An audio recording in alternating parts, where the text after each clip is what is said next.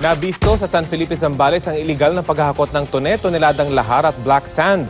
Arestado ang 9 na Chinese at isang Indonesian na nag-ooperate ng dredging ship.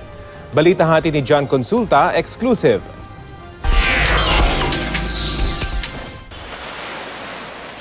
Sa surveillance video ng NBI, makikitang aktual na umano'y illegal dredging activities sa dagat na sakop ng San Felipe, Zambales. Toneladang lahar at black sand ang makikitang hinahakot ng mga dredger at heavy equipment na wala palang permiso mula sa ating gobyerno. Kasama mga tauhan ng Mines and Geoscience Bureau, DOLE at Coast Guard. Pinasok ng NBI Environmental Crime Division ang umano'y illegal black sand mining activity.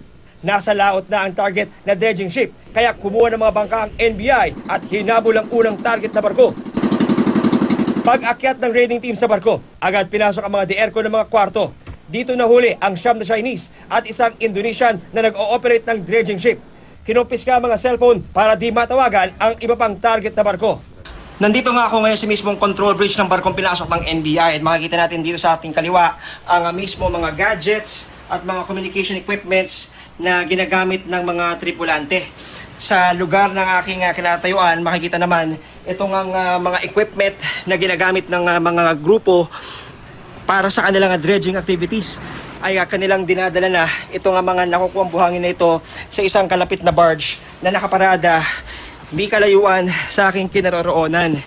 Gamit yung conveyor na yan, iloload doon sa barge namin. Pagkatapos na maload sa barge namin, i-unload din doon sa foreign vessel. Yung crew po, Chinese. Sunod na tinuko ng NBI ang itinurong malaking barkong ito na nakadaong sa di kalayuan. Nakataas pa sa barko ang isang watawat ng Pilipinas. Pero nang aming malapitan, bumungad sa amin ang Chinese markings ng barko. Laking gulat ng raiding team nang madiskubre sa kabilang gilid ng barko ang aktwal na paglilipat ng toneladang buhangin mula sa barge papunta sa primary vessel gamit ang isang backhoe at crane ng barko. Kumuha ng sample na buhangin mula sa kinokolekta ng mga Chinese. Posible raw ang buhangin ay kinukunan ng minerals o ginagamit sa reclamation activities.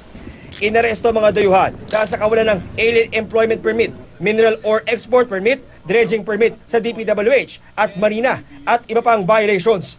Sa drone video na ito, makikita ang malaking bawas sa bahaging ito ng dalampasigan ng San Felipe kung saan isinasagawa ang illegal dredging operation kumpara sa lugar na hindi pa inaabot ng dredging. We were able to apprehend them considering that all this operation is being conducted without the necessary permit. This volcanic materials contains considerable amount of magnetite sand. For the production of steel bars, kailangan mag-rehistro at merong permit para sa ganun ma-regulate din yung impact dun sa damage sa ecological system. Bukod sa pagkumpiska sa 5 barko, kakasuhan ng paglabag sa Philippine Mining Act ang mga naarestong dayuhan. John Consulta, GMA News.